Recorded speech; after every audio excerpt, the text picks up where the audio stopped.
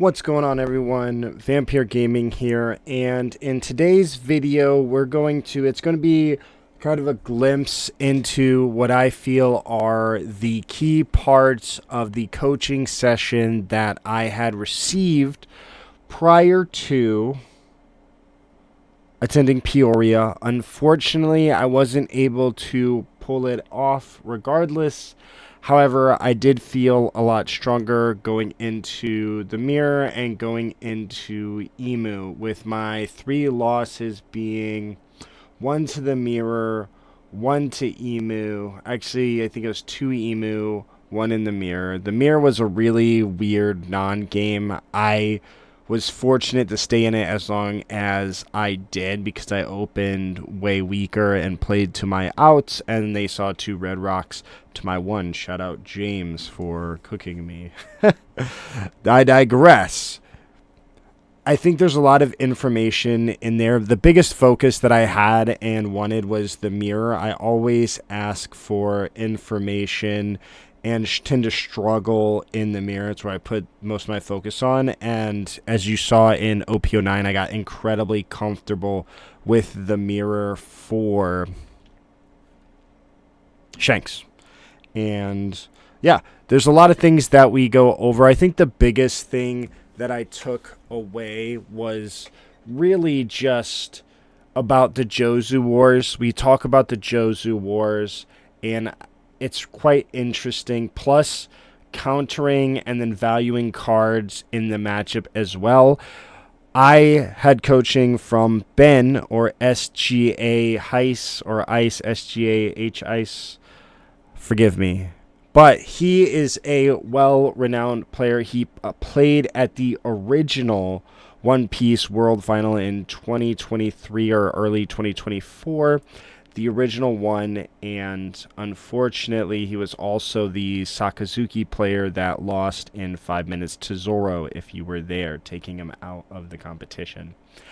He has since won, I want to say it was Singapore, but I could be wrong. He won a chance, he won an event that gives him the opportunity coming up to be able to return to the World Finals. So very accomplished player. I've gotten coaching from him back when I played Gecko Moria, and he was absolutely dominating on Gecko Moria, and I had a lot of takeaways. Before we jump in, I just kind of want to share my thoughts on coaching, and this is the deck list that I used here. This is why it is displayed, but it really depends. You know, I've partnered with people. I've done, like, you know, free master classes on here. If you haven't already, check, see if you're subscribed. I put out a ton of free content. I'm working now on OP14, so you can look forward to OP14 early, and also we'll dabble with the world exclusive, or I guess, you know, us exclusive EBO4 cards that we get before Japan. So I will also be dabbling with those. So be sure to subscribe to not miss out on anything. But coaching, I feel guides are great. Coaching allows you to really hone in and master micro decisions, which I think is like one of the big things that, and it's to a degree arguably at the core of fundamentals, but really realizing what cards are worth, when to get rid of them, things like that. Like one of the things that we kind of talked about was, of course, using cards for counter at a number of instances. Like, I wanted to hold on to my 9-beard in case if I missed 8. And he's like, nah, it's not even that good. Get rid of it. And for the most part, it really works out and holds true, because there were games where I found myself where if I held on to it too long, I would find out that I lost because I had too much. I needed to cycle differently. And then at Peoria, 2 of my games were winnable. One, I pitched this, and if I kept it, I had counter against Emu, and I win. They were forced to go for a game, and if I just had this and gotten rid of a different brick instead, I would have been okay and just won. And then another one, I did double Marco, which we'll talk about as well, which was something I wasn't really doing prior to this. and really learned to love the play. But unfortunately, I still lost after doing it.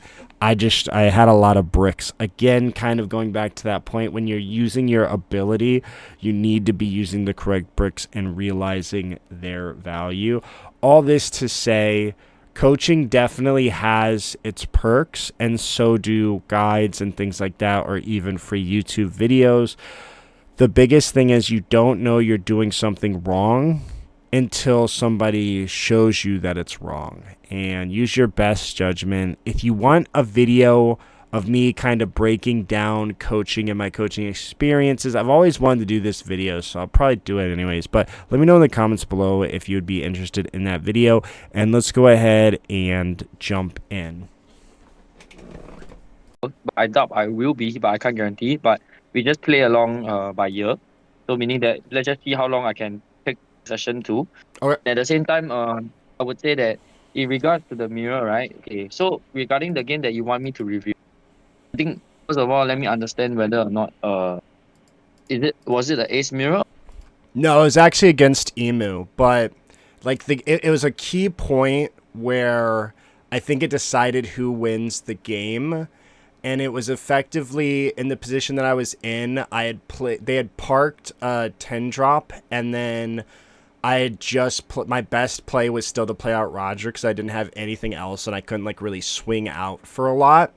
And so I had established Roger, and I believe potentially turned everything sideways. But effectively, the decision was they swung at my Roger for everything, and then I could save the Roger, but it would cost my entire hand to do so.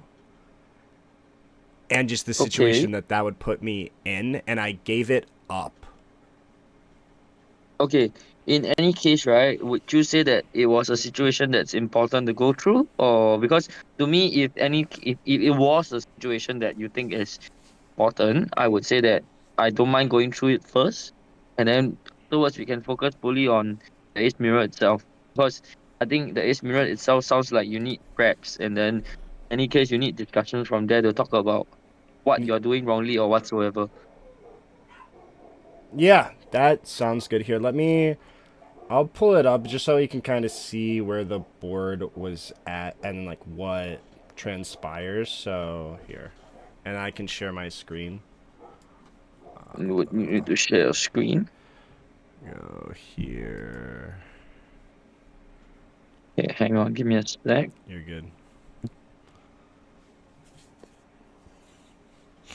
Sec to go back in. Okay, wait, let me focus on this first. Okay. Okay, I'm looking at your screen right now. Okay. And then so this was like, so they had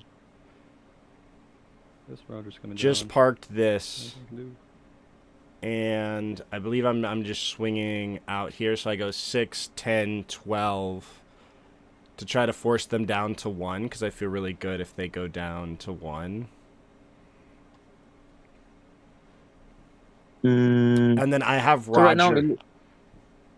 So right now, he looks like he's contemplating if he wants to block. Yeah. Yeah, because if he blocks here, right, I get to play out my Roger and then go 13, and he's forced to counter out of 13 or go down. Okay. Oh, block. Which you did, right? You played your Roger. And then I go 13. Strong him. And he Strong goes, him to 1. Yep. Because then with Roger and him at 1 feels incredibly good. And so Okay, my question here before the discussion, I would like to ask about here that was there any other plays in your hand? No, I didn't. The rest of it's just like counter. I think it's like Uta, and then 1K. There's a brick and a 1K, and I think just all together is enough to get out of what he swings with. But there was no large body. There was no body I could really establish in this spot. Okay, got it. Okay, back to the discussion maybe. And then so he's like trying to figure out how much Donnie wants to use, and it's just enough to where I can counter out. Because he goes 1, I think he goes 19. Because I have 2K, brick, 1K, 1K, and then so I can go. It's something like that. It's very high, and I'm like, it would just cost me everything to save it. And then, of course, he just gets to pop it. He'll swing with his lead and then probably Nasdro. And I'm like, what am I willing to take? Okay. Because he's going to need whatever. And then let's see. This, so. You're at 3 life, right? I'm at 3 life. So, like, there is the argument for me to just let it happen. No, that's actually crazy that you're at 3 life. I can't believe it with this board state. But anyways, Do you usually, against Emu, will you usually take the first life? I always struggle between Okay. that as well. my question to you is going first or going second? Because it's 19 basically a Dagger. script, honestly. 7K counter. 19. Yeah, so he goes 19. I So- think I have exactly that. Okay. So maybe let's pause the video here first. Yeah. Okay, let's talk about what you just asked me. So, in regards to your question, which is about taking the first life, my first question to you is going first or going second? I guess in both. I think against second, there's the argument to save it until you get a Dawn, which is what I think I usually do. Against first, it really depends because they can just go 9 at your face or 8, and I usually take that one. But if it's usually 1 card counter, I'm going to just counter out of it and stay at 3 is what I usually do. Just going first or second. Okay, first of all, my first time of rule for taking a life, first of all, has to be that it is either okay. The purpose of taking that life is to either be because I'm trying to find pieces for the turn I'm lacking. Second of all, when I say okay, to elaborate, when I talk about pieces, it means that plays that I'm potentially cannot miss. Meaning that I'm potentially missing a 8 or I'm missing a 10 or I'm missing a Jozu on 6 Dawn, which is essentially something that you understand that is super important because you understand that if you miss, you basically you lost half the game. That's what I meant. That's one of it. On the other hand, when we are not talking about missing pieces, we're talking about just guarding efficiently or we're guarding point where we understand that our hand is made. I would say that essentially for 1 card guard, I will usually guard. Going second, usually you usually have no window, or usually I do not have the window. When my opponent Emu is going second, I usually don't take the first life. Usually other than because their script going second is always the same, which is on 4 Dawn they play a 4 drop, they float 1, they don't attack. 6 drop, they swing for 6 by 6, they play the bird, they bomb 1, right? You get what I'm saying? Yeah. Yep. Okay. So far, right, with what I've said, basically in no sports should you be taking the first life in any of the sports that I just mentioned if they go second, other than their 8 Dawn turn, which is essentially if they play Jupiter. Is it Jupiter? Yeah, 7 cost. And then essentially that's the turn that you probably might have to take the life, which is you take 1 life that turn itself. But other than that, if they go second, usually you only start taking the first life starting from their 8 Dawn turn. If we're talking about them going first, for example, usually on the turn that they are going first, usually on 3 Dawn, they might not even attack your leader because you have 1 Dawn attached, for example. And essentially, when you are on 4 Dawn, usually this is this is something that not a lot of ace players know, okay? But let me just tell you straight up, where if you have the choice, play Marco, and you have the choice to, let's assume that you have more searches in hand, okay? For example, I would choose to not play the Marco on 4 because let me give you 2 reasons why. One, usually it's because your hand lacking pieces and you need to build your hand because you understand that against Emu, if you miss your 8 drop into 10, you're usually behind anyways, even if you curve in the front. Are you following so far? Yep. Okay. Second of all, the reason why I want to establish more searches on 4 Dawn is because on 2 Dawn, at max I'm only able to establish 1. And essentially I want to be able to establish on 4 Dawn with the reason let's just say on 6 dawn, you understand that you're going to play Jozu for sure. You can double bounce 2 searchers that you have played, and you have 1 more searcher on board to answer any Shirahoshi that's on their side of the board. Basically, you completely check out their Shirahoshi, and at the same time, you have gained 2 card value because you play Jozu on 6 and you bounce 2 searchers. So wait, so you think it's better to not play Marco and then play another searcher if you know you're going to Jozu? Yes, that is my stance. However, I want to recorrect what I just mentioned as well. Okay. Your hand has essentially the perfect curve, meaning that your hand has essentially, let's just say, 4, 6, 10. Then I would say that you can choose to play Marco because you have a made hand. You get what I'm saying? Yep. Because then you Only want the if- draws, right? Yes, but the point here is you playing ace so far, understand that your hand is not always made perfect. Understand that you need to search for things to essentially guarantee that you have a 6 down play, an 8 into 10, followed by a 10 again. Get what I'm saying? Because your Mhm. late game is essentially more important as compared to your mid game against Emu. Got it. Yes. So playing double searcher on 4 helps you guarantee, or more like sets it up. You understand that your 6 down play that you don't miss, 8 down play you don't miss, and on your 10 down you don't miss. Especially you understand that it's super detrimental if you miss any of these above. Got it. So Yeah. we do the double searcher if we effectively have all of our curves. If we don't, there's the argument to play Marco instead. But if we have the Jozu, the 8, and then a 10 follow-up, we should absolutely play, going second, play 2 searchers, then swing like 8. So that way on Jozu we can get back 2 searchers and then still have one to go into like a Shirahoshi. Misunderstanding. Okay. You have everything, you don't play double searcher. You can play Oh, 4, okay. 6, 8, 10, 10. Got But it. if Got you it. do not have everything, which is essentially usually most of the time, I would always play double searcher. But honestly, when you play ace, tell me yourself, you honestly do not always have the nuts. You don't always have 4, 6, 8, 10, 10, right? Mm. I'm gonna say 80% of the time I always go double searcher if I have. Got it. Interesting. Yes. And now, My logic for this is quite simple. Because when you're playing this matchup, ace and it's quite a basic understanding that the longer you prolong the game, longer you will eventually win out. Because they will never be able to exhaust your resources. Because let me just say that in the late game, always play Marco as a pair. When you play Marco as a pair, you generally do not ever lose. Because essentially you're guarding the Whitebeards on board, essentially tanking 4 hits, you're gaining 5 cards with the Marco. I see. So we should.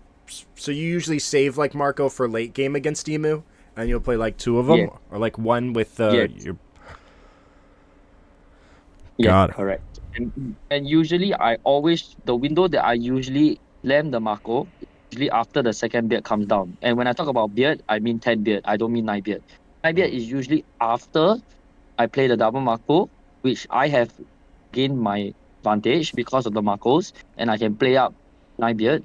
I have base, and I'm not throwing a lot of cards that turn because I have established double Marco the previous turn. And then the window to play the other Marco, the other double Marco, is after the 9 beard. The second 9 beard or the first 9 beard. The first 9 beard. You might ask me, like, how do I guarantee that I have double Marco? Point here is, while you play ace as a deck, understand that you will eventually go through almost your entire stack. You understand that for sure. Yep. And at the same time, you understand that you can stack your Marcos up even if you don't take it in the early game. Or you can subsequently be in your hand and ensure that you don't throw it anyhow. Because I will tell you that against Emu, I never ever use it to guard, no matter what. Okay, so you just don't use Marco to guard in Emu at all. Yes, you have to use card in the late game no matter what. And it obviously depends on the situation. Because if you understand that you do not to understand that double Marco basically buys you a turn, first of all. But you need to understand that double Marco doesn't the game in any point in time. Like it doesn't progress the game, it prolongs the game. That makes sense to you. Yep. So you understand that it buys you a turn, does not help you yourself in a winning position. You have to understand that basically it helps you delay a turn to draw into your 9 beard so that you can tank another turn, or it helps you draw into more pieces so that next turn when you play a 9 beard you can tank up the turn. Following turn you can still play double Marco again and sustain for another turn, because you understand that against eventually they'll run out of beams, and at the same time you will exhaust their beams to the point where you build a board wide enough, big enough, and tall enough that you, when you play Roger, understand that they are guaranteed dead. Got it. Yes. So this would be what my answer to you would be in regards to taking the first life. Because me, they are going second. The SOP is very simple. You do not take any first life until they are 8 on turn. But for them to go first, usually there is an argument, because usually on my 4 on turn, I usually, if I'm attaching that 4 on, they have to swing. And it makes them look like an idiot, because on 3 dawn, they don't swing, right? So on 5 dawn, when you attach the dawn, they are forced to then, because if they don't swing again, they are making you essentially you a free turn. They are giving you a free turn once again. Got it. Yes. And then I would say that on that 5 dawn turn, take the attack, because on 6 you understand that you are playing yours. The following turn you cannot the life because you'll be using it to guard. And on 8 dawn, will most likely block with the white bear that comes down. You essentially guard for 1, so you stay at 2 life essentially. Got it. Yeah. That makes sense. Okay, yeah, but that will be my explanation about what your question was. Yeah. But now in regards, okay, maybe let's talk about your current video again. Yep. Yeah, so they're going 19. 19, yeah, because it's 7, 12, 19. They're going 19 at my Roger, and I've exactly, because I talked with them afterwards too, and this was such an important game because I was 6-1 here, and this made me 6-2. Then I played into a Zoro that was just had everything, and I lost. So he's like, I inevitably let the Roger go here because I would have no hand. He's going to, of course, pop it, and then he can go 6-7 at my face, or 6-8, but he really can't afford to leave less than 2 Dawn up, just because of the size of my board. If I save the Roger, yeah, I'm gonna Ezo. So I draw just to kind of see what I can get, because if I think I was looking for a 2K, because then if I can 2K, I can keep one hand in my. I can keep one card in my hand. Yep, I understand that. Yep. And then, yeah, I take a set because it's like I'm running through it, and I still feel like, because I don't have any other big bodies to establish, but I inevitably let it go, and I proceed to lose the game later on. Okay, my question is, how do you start to lose from here? That's my question. That's a great question. I'm not exactly sure. He eventually uses all of his 10 drops, so of course he plays these out. He's got Nozdro. I'm going to guess. Here is when he swung 6 by 8, I think, and then you took 1. That's possible. Okay, I'm gonna make a guess here. Okay, before the video continues. Okay. He's gonna be swinging 6 by 8. You guarded the 6. You took the 8. Next turn you didn't have a big drop to play, I would guess, and then basically you didn't have double Marco as well. Basically, you wasted the turn the next turn. This is my guess, but you can continue playing the video. Yeah, that probably is right, because I knew like the Roger was my best play on that turn, and then I don't believe I saw anything with the Ezo yet. So he's gonna go 6. Gonna go ahead. This might be like an Atmos. Okay, my question is, how many cards does he have in his hand? I have 3 now. Not you. Oh, him? Not you, him. I think he has 5, or he might have 6 now because of the search. That's what, 3 cards now? Yeah. 3. Oh, he's got a lot. He's got a lot. Okay, wait. I'm trying to take a look at how many beams it's out. It looks like it's 1 only. Then 2, 3K events. Yeah, he also plays. I found out he plays 3K, 3 of the 1 cost events, I think. No, okay, no worries. But we always play to a default. He goes 8. So it doesn't matter. So yeah. 8. And then, he goes 8 into the new gate, and I guard out of it. I gave up the Garp. I didn't want to give up the Garp on the 1. That's why. I maybe could So have what was used your hand leader here? and kept the Garp. Oh, I play a Yamato to draw too. What was your hand here before the Yamato? That's my understanding.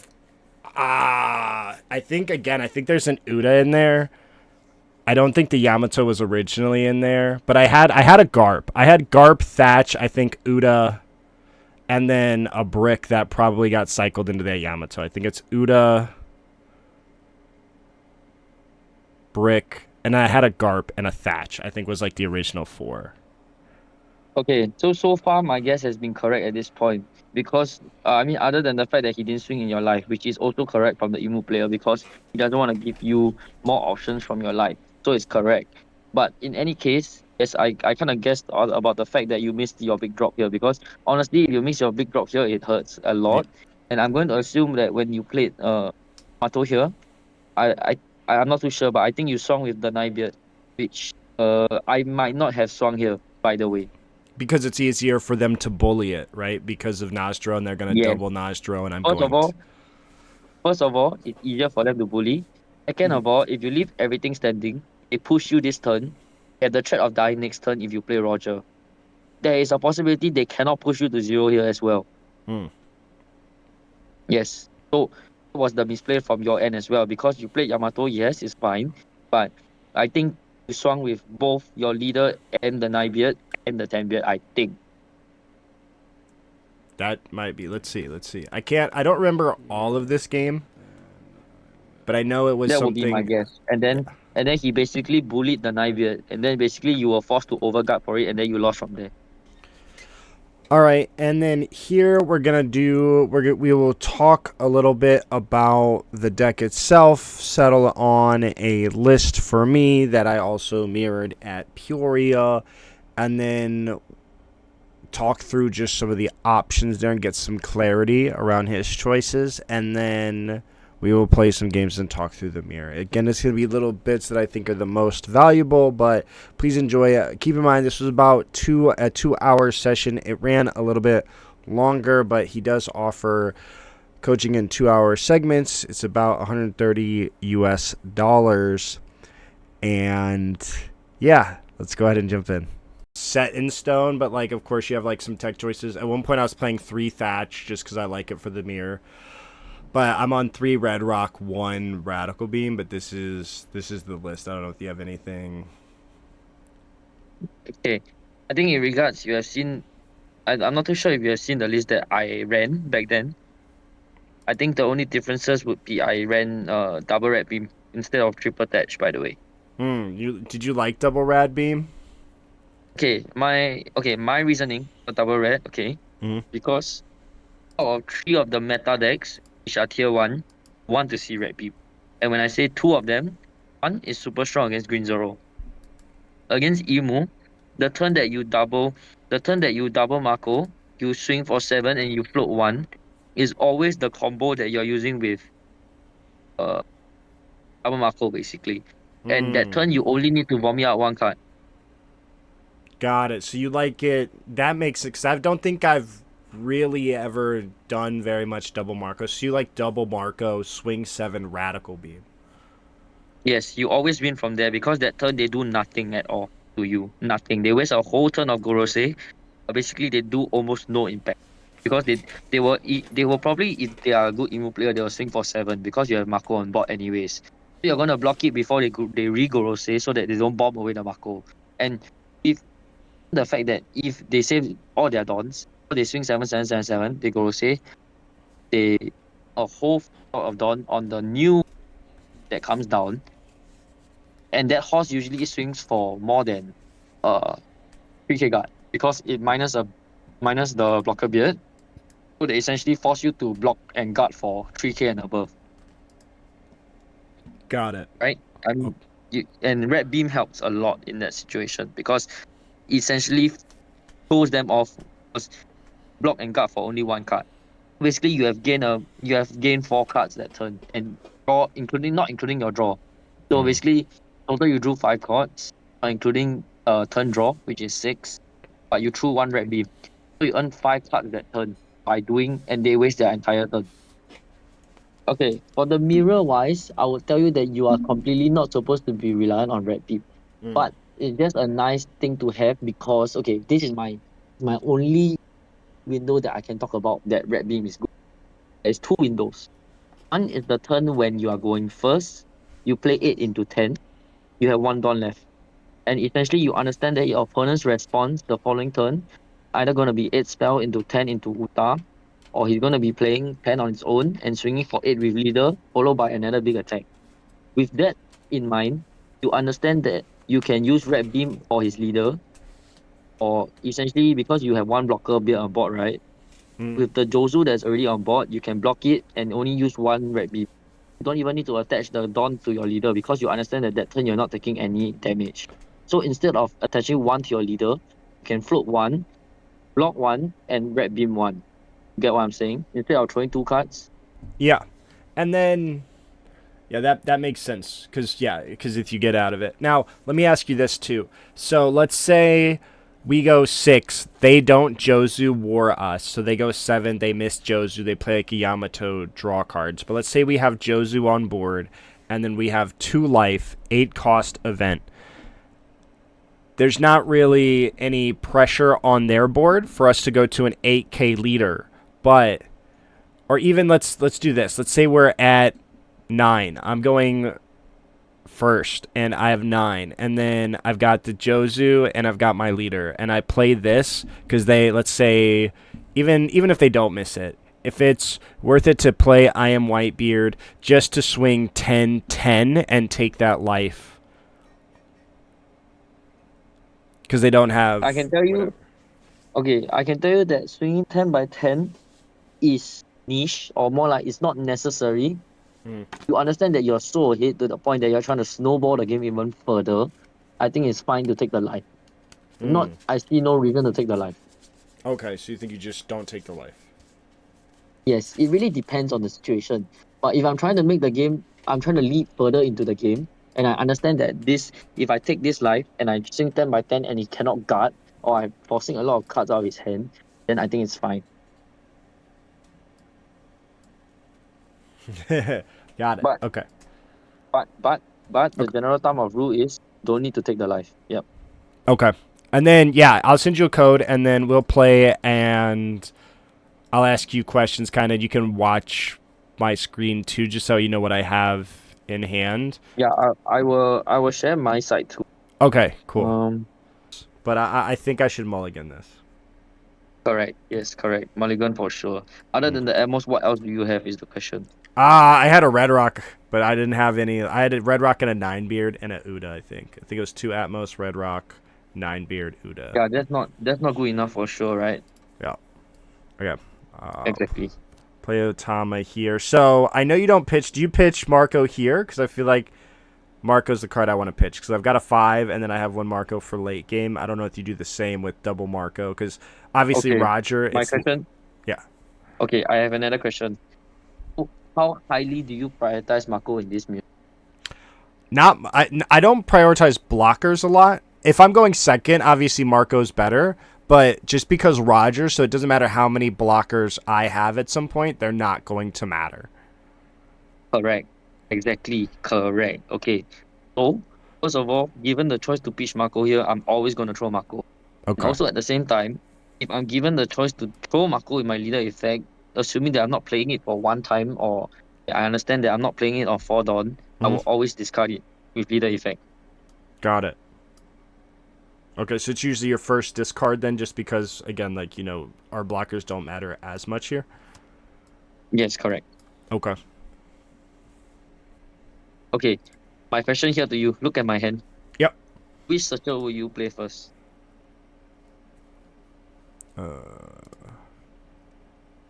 I go... Which searcher and why? Here, so it's never right, but... I think you go Izo because you go further, but then if you have one piece you're looking for, if you find it with Izo, you can add something else with Garp, and if not, you can use Garp and still find the piece that you're looking for. Okay, your answer was half correct. The real reason that I want you to understand, because I'm specifically looking for Kos or Jozu, right? Mm-hmm. Both are Whitebeard pirates. I want to be playing Izo first. Because if I draw into another EZO, I need to always look for the window to slam another EZO. Okay. Got it?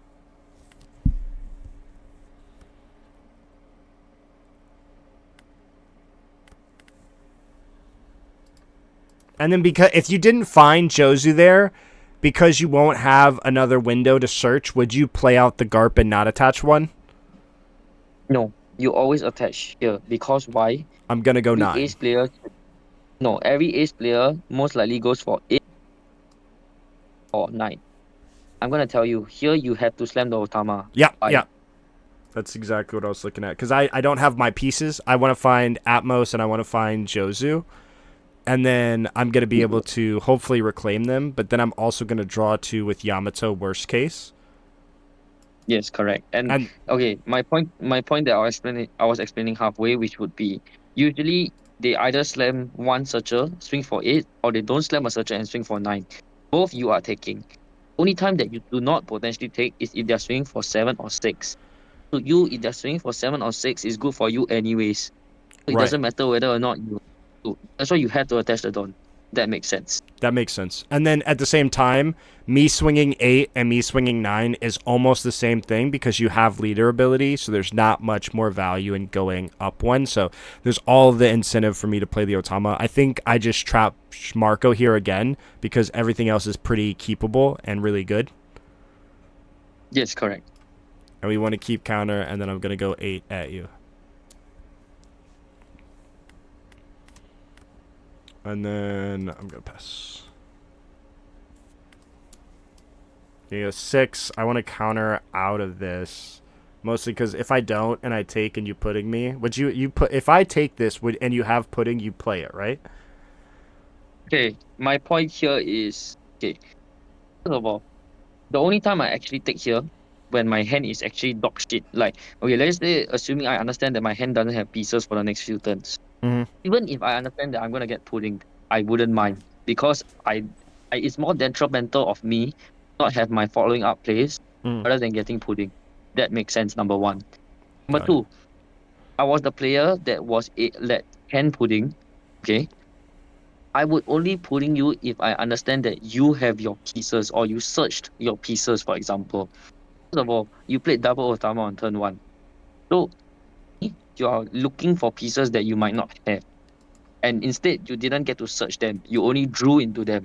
So it completely randomizes, and I do not know whether essentially putting you would give you a better hand. To Mm. me, playing Marco is much safer instead. But if I understand that you played double Izo instead, and you search for 6 and 8, if you take this live, I'm always going to put it. Got it. Yes. Now, I think I just get rid of Uda here. I don't love the thought of getting rid of counter, but I'm going to play Yamato, Jozu, 8, and this. So the only other option is Roger that I don't have any. So I think I just give you Uda here. Okay, my question here is, how many Rogers do you run? 2, right? 2, yeah. Okay. Um. Okay. First of all, in this matchup, right? Mm-hmm. I mean, Uta is actually really important. If you understand, because basically you can cast spell into 10 beer into Uta. Mm-hmm. So that is one thing you have to take note of. But at the same time, throwing the Roger here might might hurt because later on you need to draw into Roger, which is potentially an issue because you only run one more. The problem here is you throw it because I mean if you keep it in hand, you need to hug it for quite long. Right. So basically to me, right, I think I was in your spot, I would prioritize throwing the Roger and then hoping to play into the other one because to me, I don't need Roger to entirely close out the game.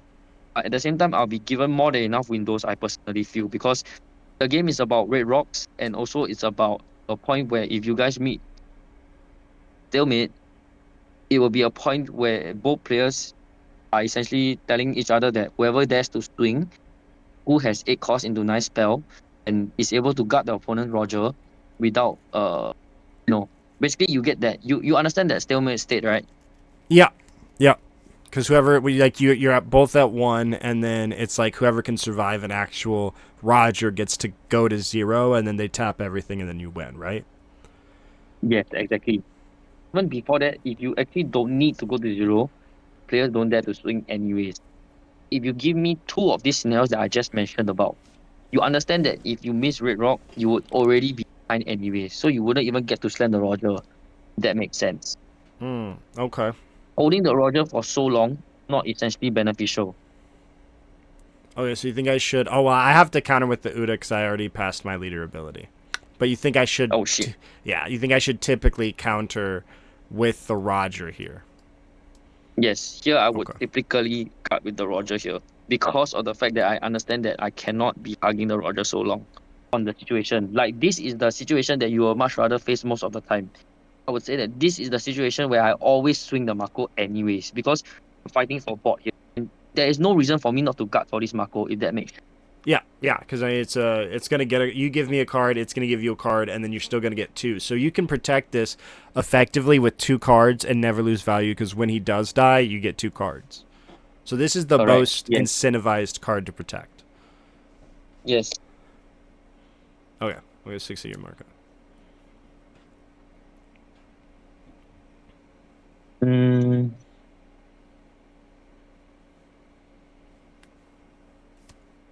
Okay, and then I'm going to take mine, put your Jozu back, then attach one here, and pass. Okay.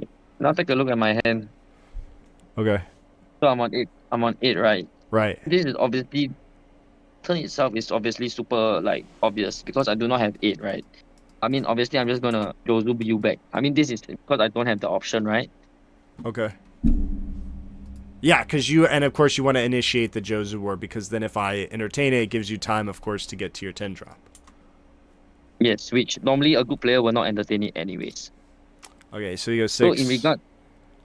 So in regards to what I taught you earlier, if you use your leader effect here, it's exactly the situation that I punish you in, which I was talking about earlier on.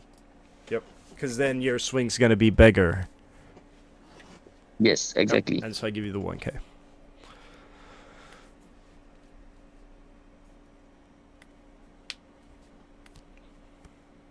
By the way, I was supposed to swing with leader first. I'm sorry. That's okay. I was supposed to swing with leader first for 6. So you cannot use the Jozu for your information, just to let you know. Yeah. Ah, I got you, so I can't counter out with it. That makes sense. Yeah. Whoop. 1. I'm going to give you my Yamato. And here, I'm probably just going to play another... The reason is simple why I'm not attaching Dawn. Because your maximum this turn is swinging for 8, and I'm always going to guard it. Because if I take it, I go down to 1, which is too unhealthy. Okay. That makes sense. Okay, and then so I want you at 1 here so that way you can't take the life. So I should ignore this Marco because 1, I should go to 8k leader because you're going to play a 10 beard 100% because I saw you search it. And so I play out this and slam 10 at your face. Or 11. Wrong.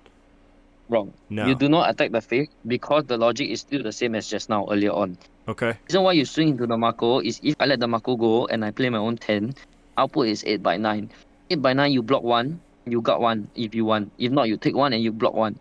So essentially, if the Mako sticks, for example, the output with the 10 beard essentially is potentially 9.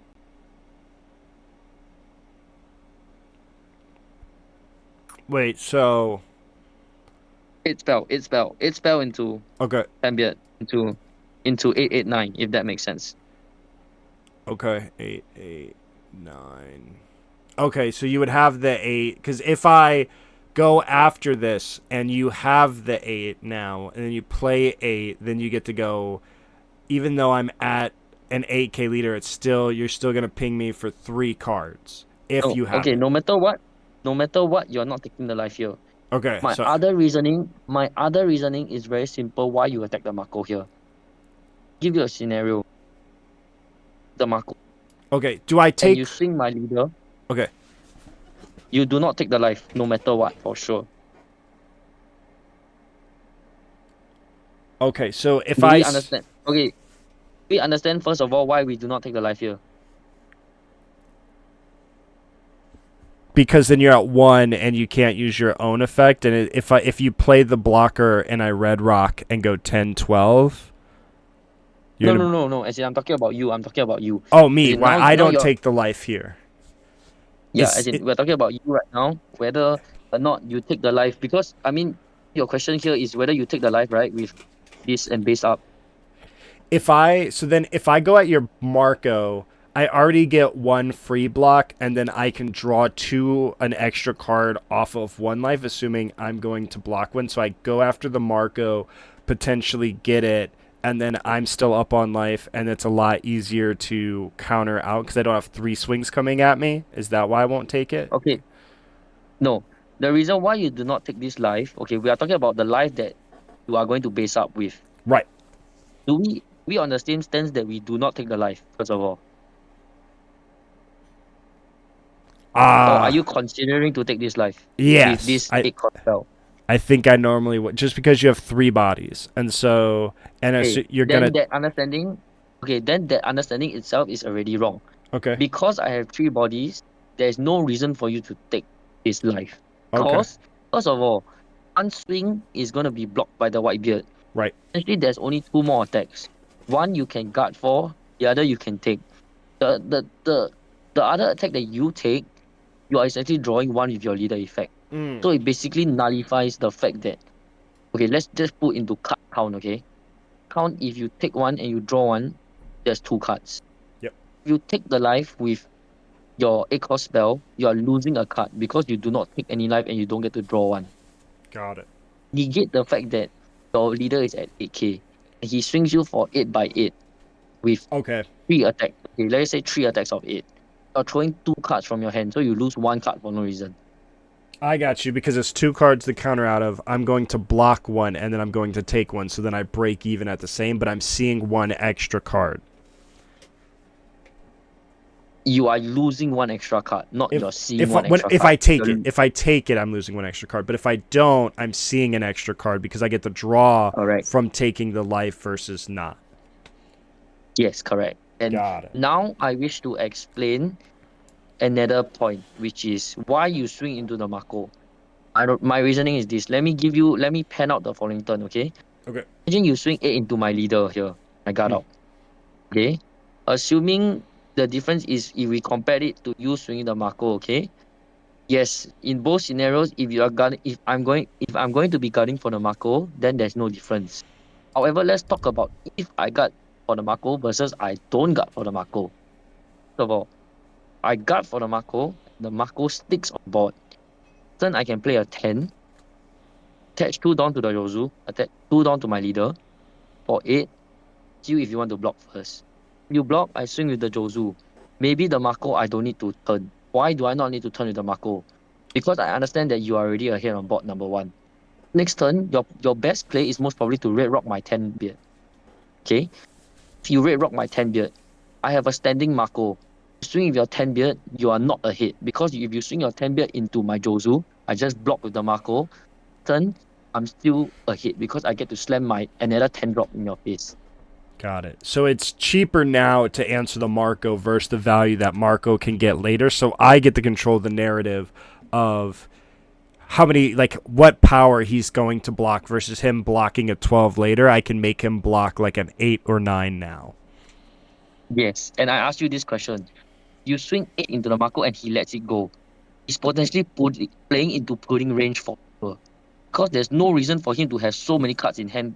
He lets this Mako go. Okay, I see. And then, yeah, okay. Because then, like, if you take it and you let it go, then it puts you, so it's beneficial to me by putting you into pudding range as well. Exactly. So there's almost zero reason not to swing the Mako. Got it. Okay. And then here, I trash 1. I'm just going to trash the Marco. Just because they keep the counter. Okay. And I'll attach 2. And attach 2. Now, my question is, so obviously, again, going 8 versus going 9 isn't that much different. Is there an argument, because I don't have another 10 drop for follow-up, to play out this Otama to draw 2 more cards to try to look for it? Okay. First of all, you need to understand what's my output here. Because, okay, first of all, your argument here is 8 and 9 is the same. So my question to you is, if 8 and 9 is the same, why not swing 8 first into the Mako? Okay. And then decide what I do from there. That makes sense. And why I say, okay, and I say why does it make a difference? Because if I let this Mako go, do not need to float one for the red beam. If Okay. I do not let this Mako go, potentially you might leave this Dawn for the red beam. If that Okay. makes sense. Yeah, because I'll be a 6, because then I could potentially get out of all of your swings and stay at 3, because I'll block one, and I can... Or, well, no, I'd have stuff to take one, because it's not live until 3, so it's only a 2K right now. Yes, correct. It's not live until 2. There will be 3 swings on my end. So if there are 3 swings, assuming you take one, you block one, and guard one, the beam comes into play potentially, right? Yeah. Okay. That's what I meant. But then again, swing Because first I no could matter take what to see first, it from then there. counter, and it's a 1-card counter. You have to count the output that I can have at best. Yep. If it's not asking for cards individually for 3 attacks, then you do not need to float for the beam. So indirectly, it's better to play the Otama because you're digging for a next turn play, which is essentially Red Rock or another 10 beard. But if Yes. you save the Marco, I could consider leaving the Rad Beam. Yes, you can consider, but okay, let's pan out. For example, right now, I'm gonna pan out straight away with you. Okay. Okay. If I guard for the Mako, what will be my best output next turn? You're, Because if I play 10 beard, right? Huh. My best output is 788. yes. If I have 8 cost spell, I would usually pair it with an Uta. If I don't, my best output would be 8, right? 3 8s, right? Okay. But Yep. my question to you would be, how commonly your opponent due for 888 instead of playing 8 spell into Uta versus just playing the 10 beard on its own if he doesn't have Uta? That's my question to you. I think if you have the 8, you play it every time because outside of Jozu, we don't have a way to interact with it. And usually, if I have another 10, I'm going to play it and turn this one sideways. So then the Uda can block it for free. Okay. And you still... Wait.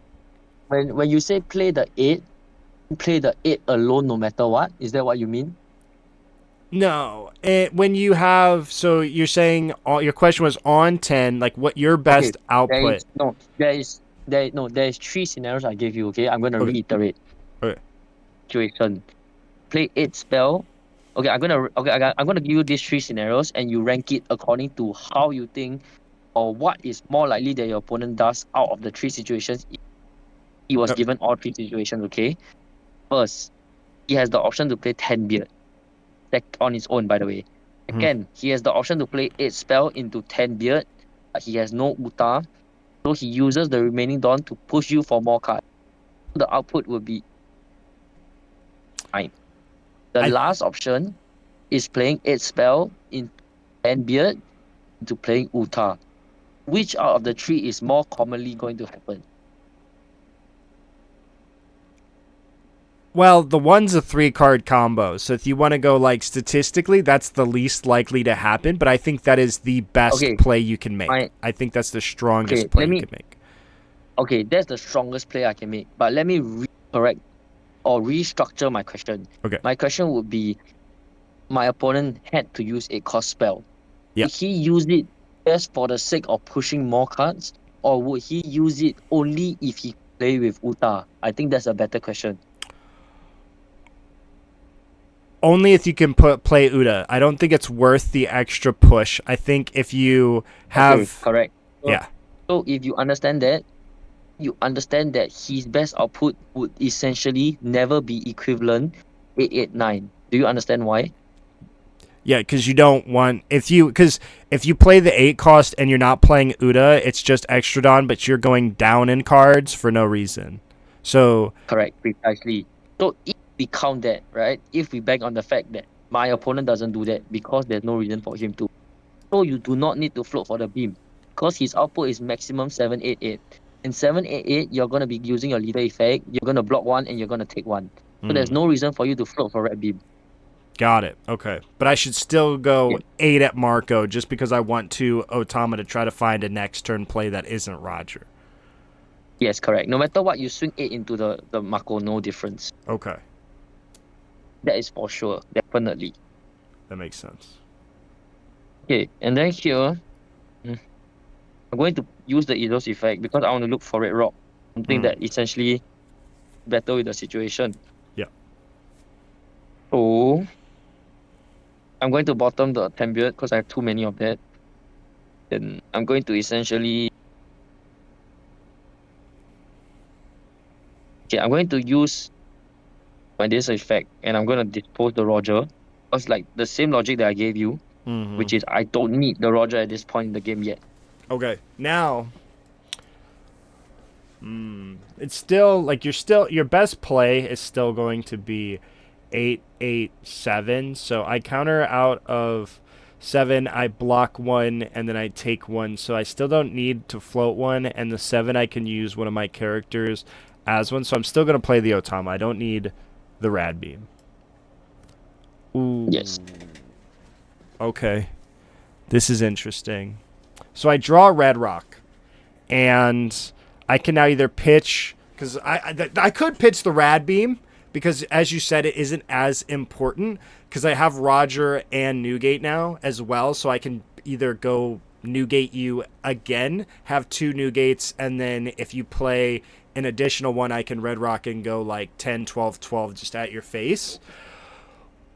Or I can give up like the Roger, similar to as you have. But I have 3 life, so I feel really good about trashing Radical Beam here.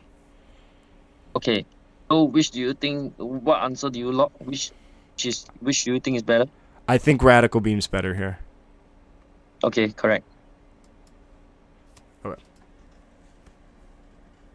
I'm at Tendon.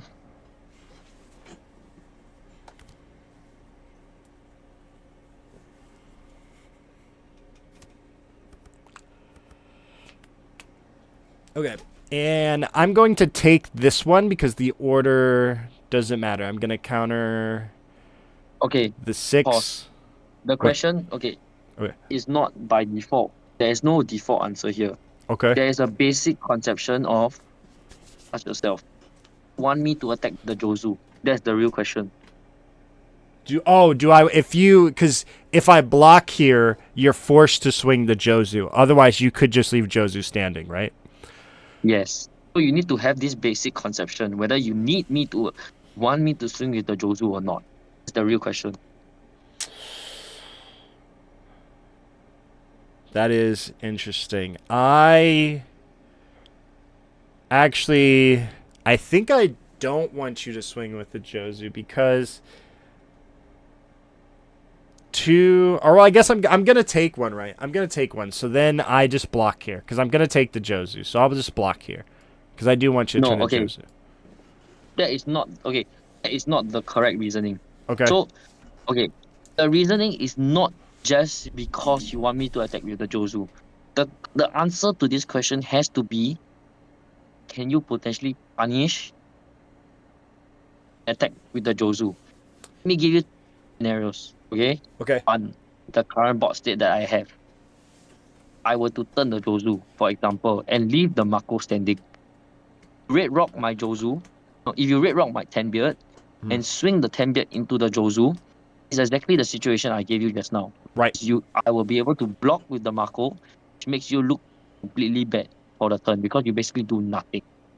Second of all, if I did not have this Mako on board, and both situations is basically I use the Jozu and attack, okay, both.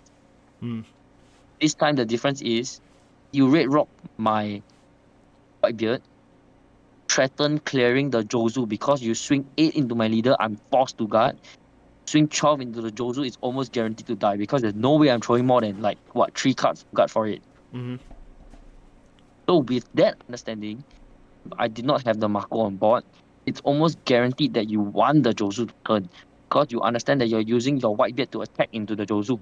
Okay. But the current situation that you are in, you need to ask yourself, do you really need this Jozu be guarded or blocked? Because I can tell you that you leave it standing. Next turn, what you can potentially do is you can play another 10 beard, swing 8 with leader, force him to block. He blocks. Can consider whether or not to swing this white beard into my leader. Because swinging into my leader or swinging it into the Jozu is essentially the same. You get what I mean? Yep. Because you have the So Marco still, right? yes. So in any case, if you understand that perspective alone, you would understand that there is no reason for you to let the Jozu attack you.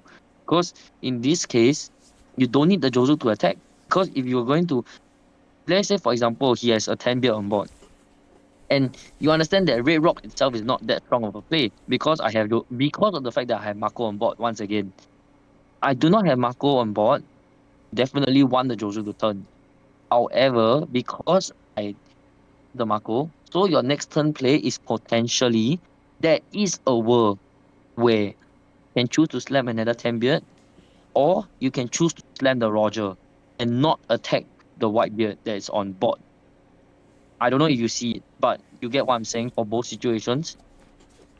Yeah, because if I don't want Joe's to swing because I don't have an effective way to answer him. And so he's like, where we're at now, you get, because you have the Marco and you're probably not going to turn the Marco sideways, you can protect the Jozu. And so if you don't turn him sideways, it doesn't incentivize me to play poorly and go into the Jozu and do nothing with my turn. Is that about right? Yes, exactly. Correct. Yes, that is exactly right. Correct. Okay. And so I should just take this hit. Yes, exactly. I'll take and draw one. Okay. Now, let me ask you this. So there's quite a few things I can do this turn, and that being a number of ways. So I like to turn this Newgate sideways. I don't know how you feel about turning Newgate sideways, but in one scenario, I'm not going to get to attach Dawn. I can go Red Rock, or I can go do Red Rock, swing 12 at you. You'll go up 3 cards, then play Pudding, and then poke you for 6. And I'll answer your blocker and your Newgate, and make you have 4 cards in hand with 2 life and just a Jozu, which doesn't sound too bad to me. Or I can establish another 10 beard and go 8, and then if you take the block with the Marco, go 14 and force you to give me those 2 cards back. Or I can go Red Rock 10-12. Okay, let's talk about the first scenario first. Okay. If you go Red Rock and you swing with 12, how are you so sure that I'm blocking with the Marco? Well, if you take it, it's still the same because you're going to go. You'll go up 2 cards, and then for 4 Dawn, I'm going to get 5 cards and apply pressure. Okay, so can I ask you this question? Where is your pressure coming from? Assuming that, this is the exact scenario I'm talking about. You swing 12, I take it. You play Pudding. And then basically you have throw down left. Swing 6 into my leader. Okay, I'm down to 4 cards because I got it. Next turn, I go to 5 cards. I'm at 1 life. I have Marco on board. I have Jozu on board. I have no Whitebeard. Your board is a rested Whitebeard, a Pudding, and your leader that has no Dawn attack. What is the punish? Punish is if I slam another 10 beard in your face. Because then you get to go 7, 8, 8, and I'm a 6K leader, and I can't block anything. Why? Okay, wrong. Why do I need to swing with the Marco? I can just swing 8 by 9, leave the Marco standing once again. And then next turn, your board is only Whitebeard, Pudding, and your leader, and you're at 1 life. And then what can you do that turn? You can't even pressure me. Okay. Because I can use the Marco to block, and I gain back the value. That makes sense. So if you take the life, then it's bad. There is no world, I can tell you that there is no world that a good ace player will block with the Marco. It's by right. Got it. Just because the value he brings is a swinger, but also a blocker, right? Yes. Okay. Interesting. Then, that Now we talk aside... about the Oh, now yeah. we talk about the second one, which Okay. is you said Red Rock, think 10 by 12, right? Was it? Red Rock 10 by 12, yep. Okay, 10 by 12 is definitely wrong. Because why? Have Uta in hand. If anything, the consideration should be 8, play Uta, swing for 12. That's the only other consideration. Okay. The third option that we have here, between Candiate or Roger. I don't think that's really... I think in this matchup, I like to save Roger for when I need him. I could establish him early if I thought, but you don't have Red Rock, so he's more likely to stick. But if I play my if I just play my Tenbeard, it takes away your leader and your Jozu swing if I don't turn my other guy sideways, which I probably will anyways. I'll probably go 8 and then 12 and force you to take it, forcing you down the 1. Or I could go, because I just don't like 6, 12, and then 13. Doesn't feel the worst, but I like being able to... Wrong. Okay. First of all, you underestimate. You underestimate, right, the power of slamming Roger on its own instead of slamming when you can. Mm-hmm. Slamming Roger gives you so much. Gives you a position so far ahead that your opponent has to deal with it on the spot, or else they are so far behind. Because they have only two ways to answer it. One is to jam it down, two is to red rock it. If they don't have either, or they cannot get access to either, you are always ahead. Because if they swing your life, if you ever touch pudding and go, die. If you touch and you push, they also die. Okay. Does that make sense? First of all. Yeah, because if they push me to 0, then you just can't block anymore, and I have 12, 13, 15, right? Or 12, Okay, 14, but that 15. also, yeah, but that also depends on the scenario, because you have to be that far, or you have to be given the window to slam 10 Roger without attaching down to your leader, Mhm. or you have to understand that you are able to guard it out. Meaning that you understand that even if he jams it, it doesn't die. Yeah. So, any case, right, we are evaluating whether Roger is good here or not. If you slam Roger here, you potentially swing 6 with leader first, you swing with Roger, then potentially maybe the Whitebeard. Yeah. And If here's the you... issue. It's because I have a 4 Mako on board. I have a I have a 4 cost Mako on board. Only because of that, that's why I will never slam the Roger here, because of the fact that it's not as effective. Okay. So if there was So no Marco here, you play Roger here every time. yes, the reason for playing Roger here is so that basically, okay, obviously, okay, not okay. Wait, let me recorrect that. Every time, I think not every time, because it really depends on board state as well. If I did not have Marco here, evaluate Roger as a card first. If I don't have Marco here, Mm-hmm. you swing 6 into leader, I'm most probably gonna guard. You swing, then you start to consider or not whether you swing with the 10 beard. If you play the Roger down, you swing the Roger, he potentially blocks and guards with the 10 beard. Then you're left with 1 10 beard, right? Is potentially able to attack into his leader to push him to 1. Mm-hmm. My question to you is, with arrested Whitebeard and with arrested Roger, is the best way that he can punish you the following turn. With a board of 10 beard, Jozu, and leader. Going, I think it's going 19 into the Roger, or not even 19, 21 into the Roger with Newgate, and then attaching 1, because then it's like having a Red Rock, but then I'm forced to give them all my cards or give up my Roger. I guess if assuming that Okay, this is turned sideways, I think just hard swinging at the Roger is the biggest punish. you think it's punish? Yeah, Okay, then my question to you is, if he does that, what does he do the whole turn? nothing, right? Exactly. So next turn you can play another 10 beard and you're still ahead. I guess the biggest punish would just be a Red Rock, right? Like I play Roger, then you Red Okay, Rock it. yes. So he red rocks. Then my question to you is the same thing again. So what does he do for the turn? attached on. That's it. Exactly. So you are still in the lead once again because his board will only be Tenbeard, Jozu, leader, 1 life, and he has 4 down left. Okay. So you basically did nothing for the turn once again. And if you draw Red Rock or you Red Rock the following turn and swing with the beard and push him to 0, you're always ahead. Does that even make sense?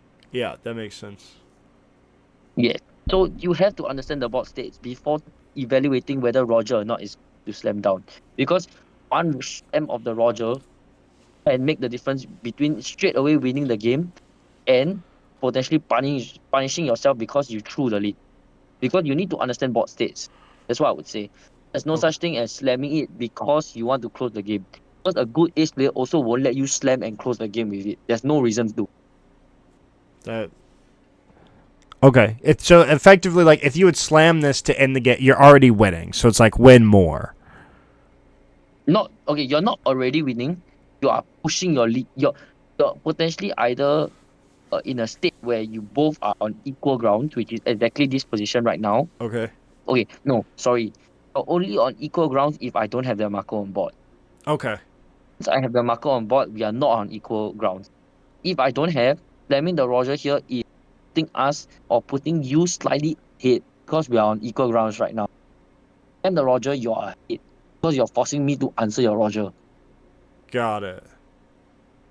Yes. So it's Okay. only on equal grounds you're ahead. Then you slam the Roger if that makes sense.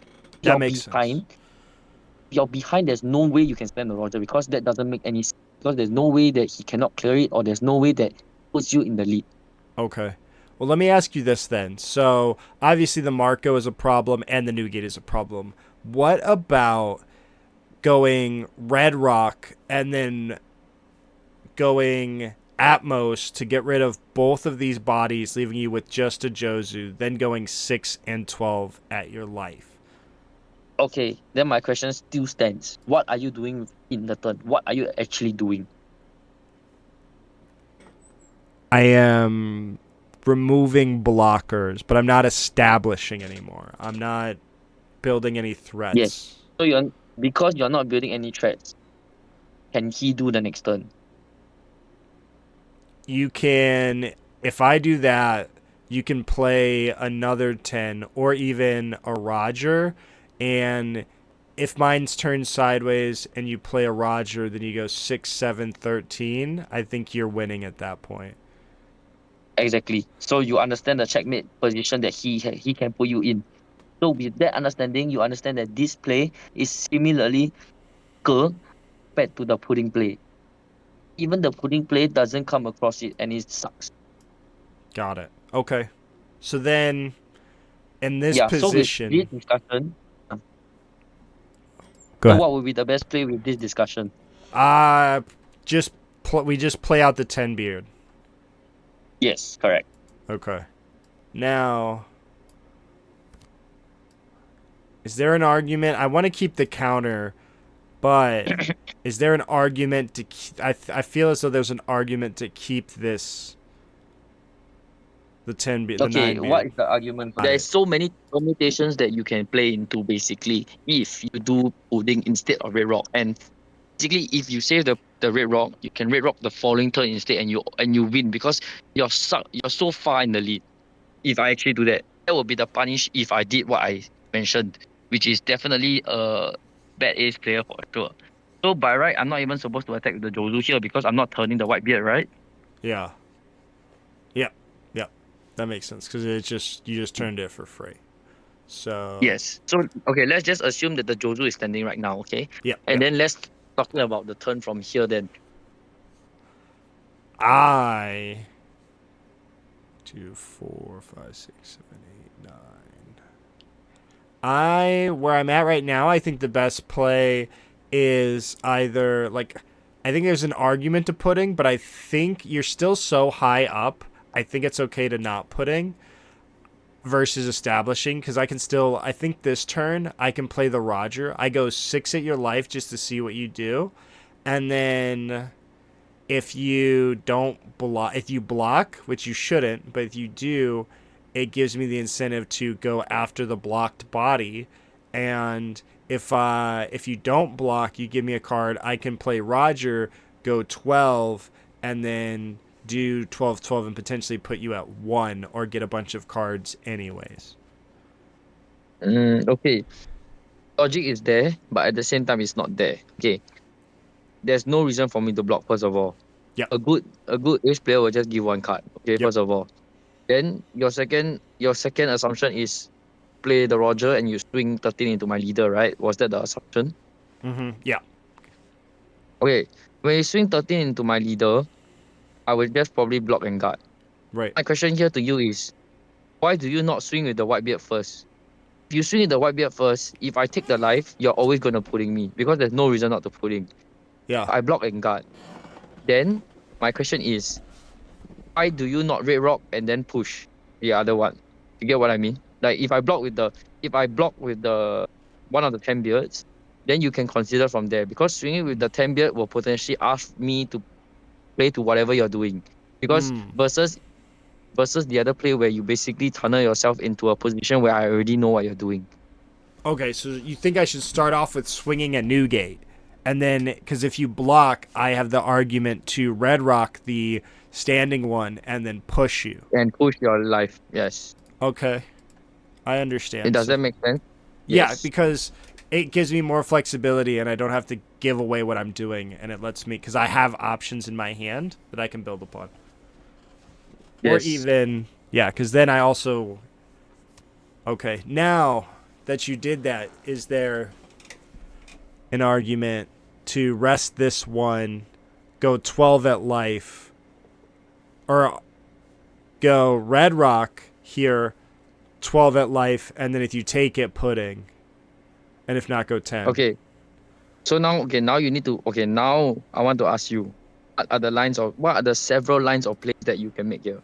I can red rock and go 10, which will cost you 3 cards, putting you to 7, and then go 12, probably getting your life, putting you back up to 9, putting still live for any later turn, and then you only have 1 blocker.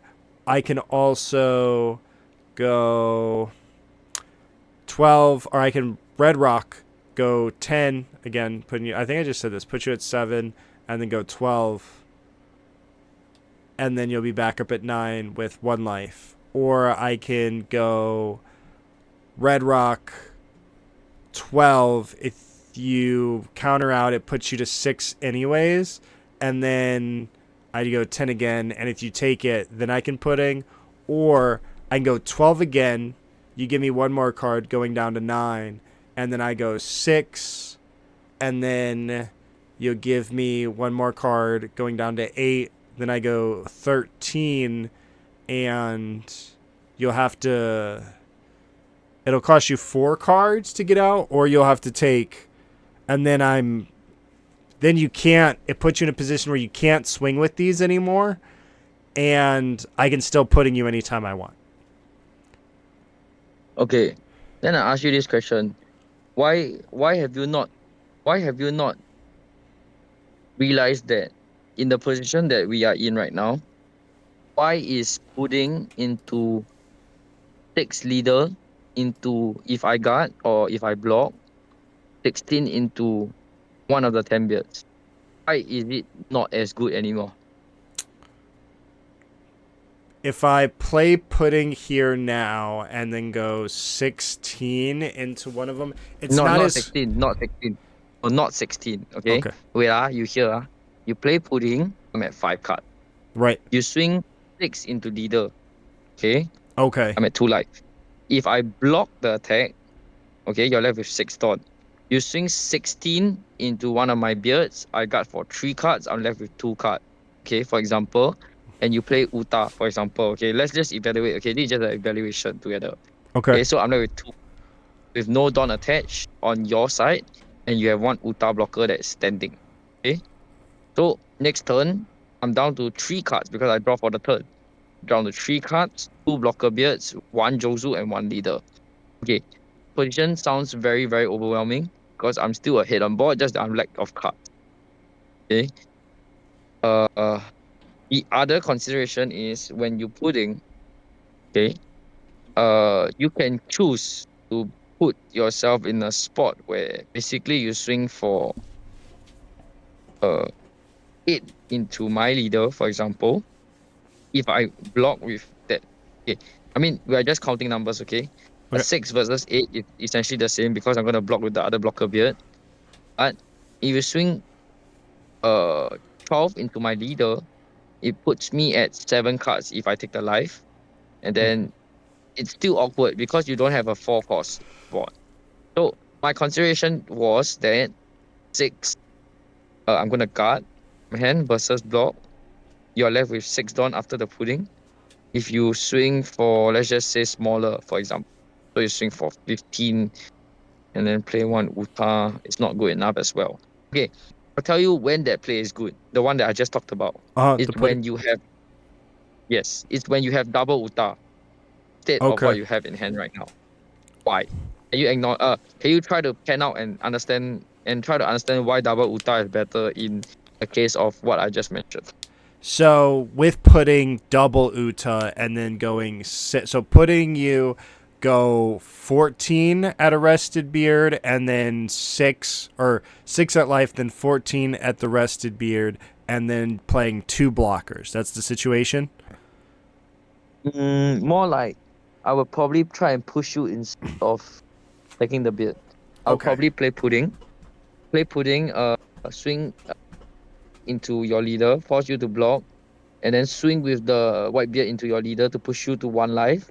And then basically your board will be double Uta, pudding, and double beard. And then I'll be at 1 life with 8 cards at the start of my turn. 8 cards, and you have both blocker beards. Yes. And 1 Jozu. And your board will be double blocker beard, double Uta, and 1 pudding. So in that position, because you have 1 life, very low cards, you can't push me to 0. And at the same time, if you do push me, I can stay out 1 and then I can play a Roger the next turn, which will allow me to turn everything sideways while still having 2 blocks, so I can block your 2 12s if I need to, and I just have to counter out of like whatever.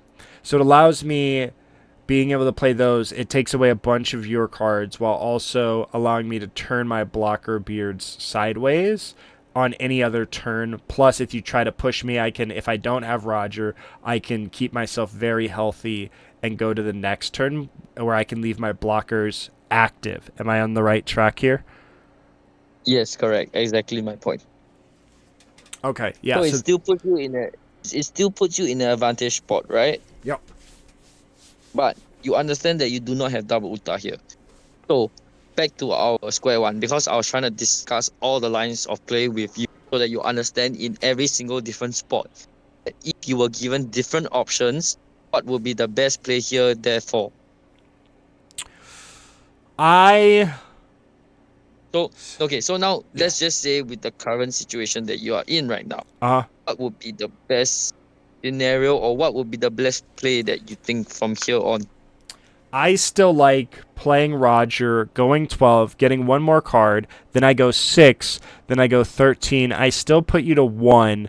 I still have board, and because I have Roger, you can't put me down to 0, and I still have putting Uta for the follow up, or even Red Rock Uta afterwards. I still like Roger here and go 12.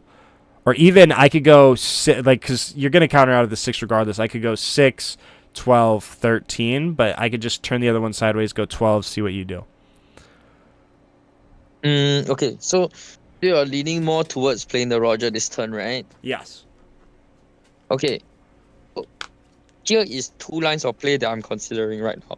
Okay. Okay, one play is playing the Red Rock onto the Standing Beard, swing for 8 into my leader, me to guard, which I will for sure. Swing with the 12 beard, as in the other blocker beard, I swing into, and I'm more likely to take, right? I'm gonna take that life. I go down to 1. I'm on 1 blocker beard on my board, 1 Jozu, 2 blocker beards, and you're left with 2 Dawn. 2 Dawn, you play 1 more Uta, and you pass the turn. When you pass the turn over, I'm on 1 blocker beard, 1 Jozu, and your side of the board is 2 blocker beards and 1 Uta.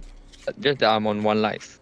Okay, next turn, what would be essentially my best play?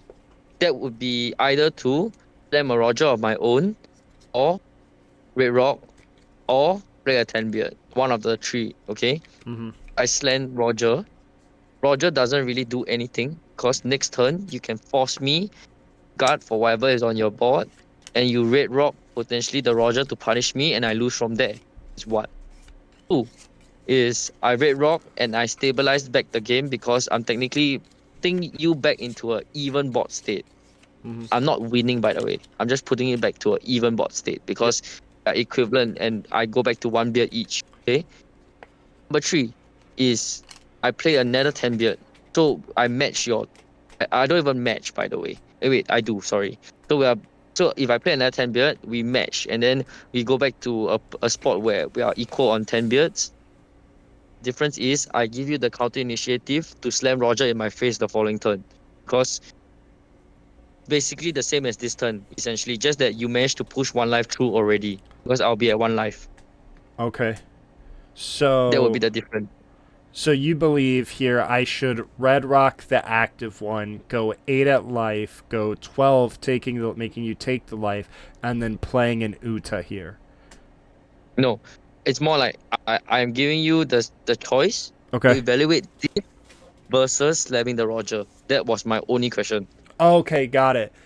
So if I go red rock, so I get to in both ways. So I put it on you to lose an advantage, right? Because then I also get to be an aggressor in both scenarios. So if I play Roger, you're still going to be forced to take in attack and go down to 1.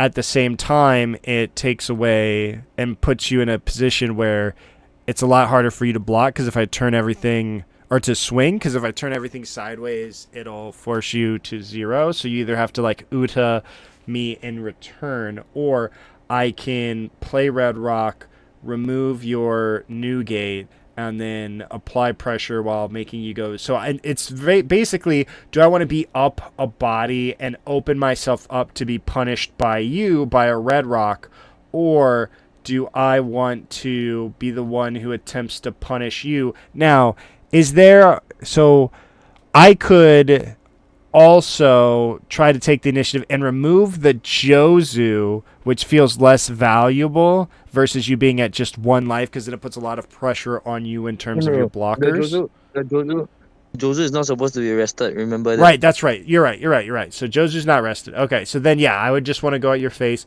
put you at 1 life. Okay, there is also one more thing that you have to put into consideration, which I think you totally exempted the for. Yep. You attack with, if you stand the Roger, and you attack with the Roger. Okay, because the question was you attack the Roger, force a block, and then you swing 6 at leader. If I guard, swing with the white beard also, right? My question to you is, what if I putting you and I attack you? If you putting me and then attack me, I'm still in a good spot. Just because you'd only have... No. Okay. Why are you not in a good spot if you attack with both the beard and the Roger? Basically, my board is 210, I'm Jozu, and my leader, and you're at 2 life, by the way. You are potentially dead to pudding, FYI. You have no Dawn attached to your leader, you have no blockers up. Okay. Oh. If you play it, yeah, because then I'll have 5 cards. You start off with an 8. It'll cost me at least 2. Then you have 4. So you go 8, 10, 12, 12. And then I have to get out of the 12. And I'll have 5 cards to do that. And then how many 2Ks are in my trash? A lot. Right? 1. Okay, Yeah, so my question to you is more like, if I have no choice but to play to that out, I would definitely play into it. So why would you open yourself up for that play? You get what I mean? Okay. Unless you're banking on the fact that you are behind and you have no choice but to slam the Roger in my face and pray. My question to you is more like, if you account for this fact, okay, by the way, sorry, leave a ton of information for you to swallow. But I'm really here trying for to it. possibly give you all the scenarios that is accountable for. No, I think it's very insightful. Yes, but in any case, pudding is Punisher. do the play that you just mentioned. My Okay. only consideration for actually playing Roger and swinging everything is that I'm telling my opponent that if you want to bank on the fact that you want to gamble with me, say that I draw into guards, I win the game. First of all, I need to ask myself, do I even need to put myself in the spot that I need to gamble with my opponent to ensure that we come down to this gamble to decide the game? The Okay. point here is there might be a point where we don't need to, because we are given the option to red rock here and play safer, or you slam the Roger, you might not even need to swing with the blocker beard, if that makes sense. I got it. So if I I can play. There's the argument. If I play Roger, I shouldn't swing blocker beard just to make sure that I don't lose. But then I'm only getting 2 cards from you, and I'm building my board. Whereas if I take away your board, I'm going to get cards and pressure you on life, putting you down 1 further. Therefore, Red Rock should be the better play because I'm still taking away from you, which is like I'm doing the opposite of establishing, but I'm taking away from you. But at the same time, I'm going to take 1 additional life away from you, which puts me in a better position versus just establishing the Roger. Correct, exactly my point. So with that evaluation alone, you know what's the better play already. Okay, so then I'm going to go Red Rock, bottom deck this one, and I get to Okay, swing. now we pause. Okay. Now I ask you, if you swing with the blocker beard, are you ever dead to pudding? No, right? If I play Uta, which I will, I do not lose to pudding because you only have 3 swings. No, you do not. You do. It's not a must to play Uta here. Why? My point that I'm trying to make here is, Oh. first of all, if you swing with blocker beard right now, with the exemption of the other blocker beard because you removed it. Now, if he puddings, max output is only 9, 10, 10. 9, 10, 12. 9, 10, 12. Yes. And then Which is essentially guardable with 5 cards. Because you only need to have 2, 2, 1. Which is essentially only 2, 1 because of your leader effect. Yep. Correct? Yes. Second of all, why I want you to reconsider the fact that you're tunneling into playing Uta because you are swinging with this blocker beard, which we just discussed about, which is most likely the case because you're going to survive a pudding anyways, you might as well swing with it. You are Okay. swinging with it. If I take the life, then playing pudding is way stronger. Am I right? Oh, I see. Okay, so yeah, then I go 12, and then you either have to guard it, and if you do, it's like I puddinged you anyways, because it's going to cost you 4 cards, and you'll be at 6, and then... Yes, correct. Yes. Got it. Okay, so I go 12 here.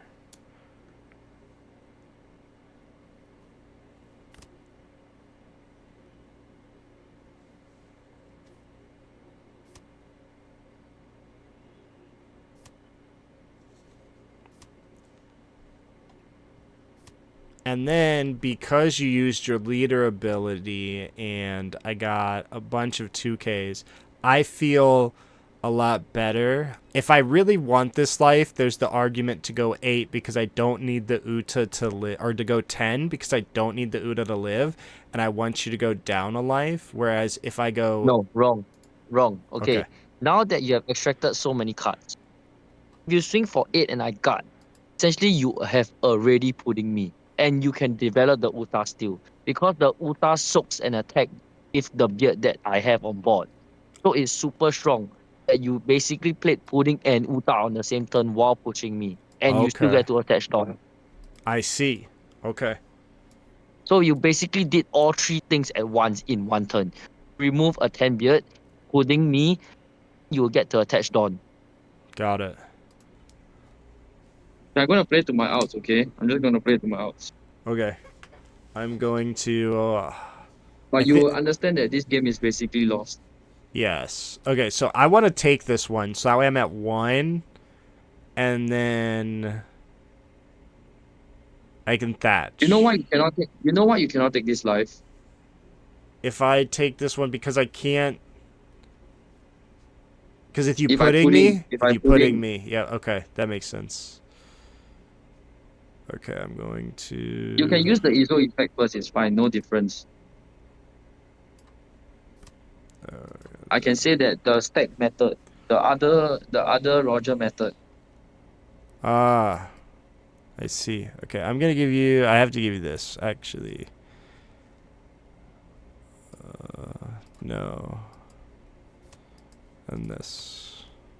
And you should have tried the Jozu and the pudding, not the Yamato. The Yamato can get you closer to the other Roger. Oh, okay. So I should go. I should use ability trash. Jozu use pudding, or no? Probably. I keep the red rock because if you turn your blocker sideways, I win. Yeah. So there were a lot of misplays there.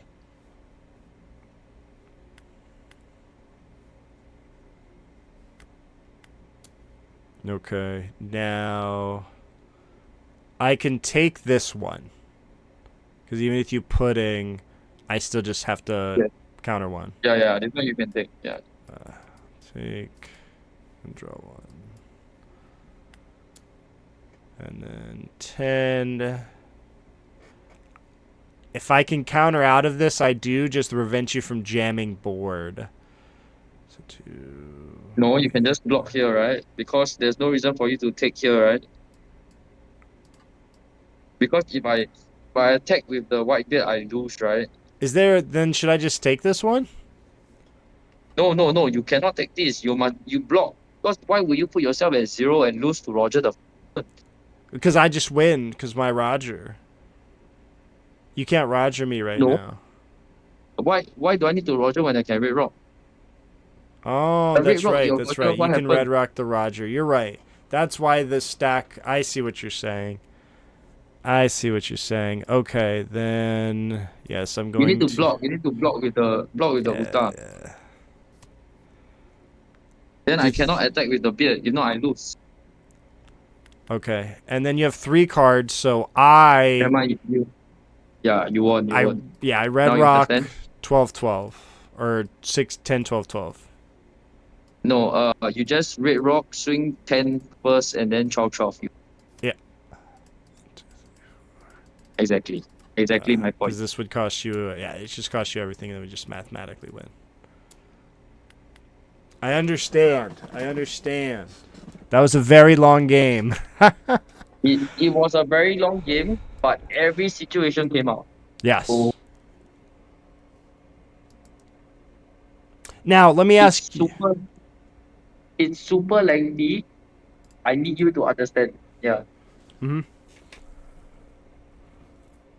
That's it. Like whatever I went through, I need you to understand. Understand yeah. what? I'm so sorry. Oh no, as in whatever I explained thus far, which is it was lengthy. Like as in everything that I currently explained from the beginning of this game. Like there was so many points on this game alone. Yeah, and you made great points, right? Because there are times I think previously I've never really considered, like you were saying, like bait out the body, and then because you have to block it, and then going after the body and claiming the body or claiming cards in your hand, and the same thing like you're saying.